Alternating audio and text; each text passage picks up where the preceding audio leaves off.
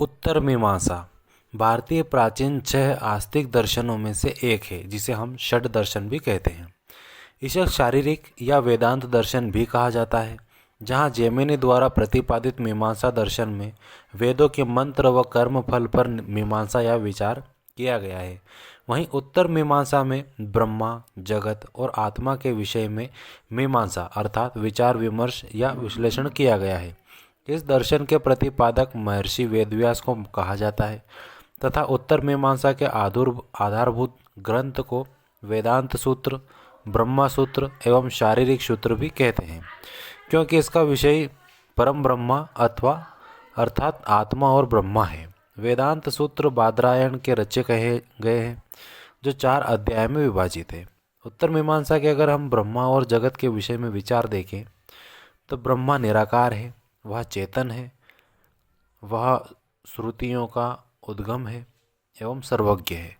अर्थात वह वेद जो है अपुरुष, वेदों को हम अपुरुष ही कहते हैं, अर्थात वेद ब्रह्मा में से ही निकले, इसीलिए श्रुतियों का उद्गम एवं इसमें से ही माना जाता है तथा उसे केवल वेदों के द्वारा ही जाना जा सकता है। जो परम ब्रह्म है वही सृष्टि का मौलिक एवं अंतिम कारण है, उसकी कोई इच्छा नहीं।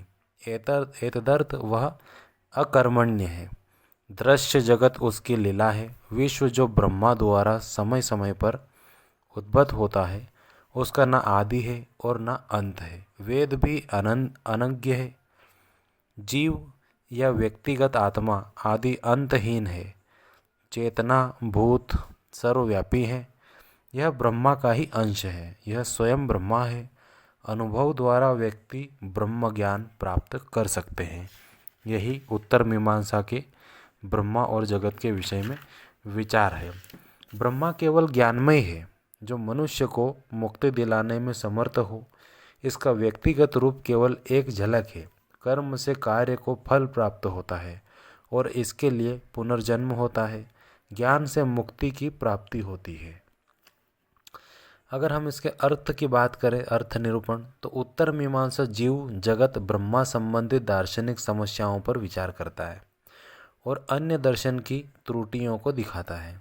अलग अलग विद्वानों द्वारा इस पर भाष्य लिखे गए, भाष्य अर्थात टिप्पणियाँ, और तर्क दिया गया। जीव और ब्रह्मा का तादात्म्य है और अनेक प्रकार के साधनों और उपासनाओं द्वारा वह ब्रह्मा के साथ तादात्म्य का अनुभव करके जगत के कर्म जंजाल से और बारंबार के जीवन और मरण से मुक्त हो जाता है। मुक्तावस्था में परम आनंद का अनुभव करता है। यही उत्तर मीमांसा दर्शन है। इसे ही वेदांत कहा जाता है, अर्थात उपनिषद और ब्राह्मण ग्रंथ या वेदों का अंत कहा जाता है। यही यहाँ पर हमारे षट दर्शन समाप्त होता है। धन्यवाद।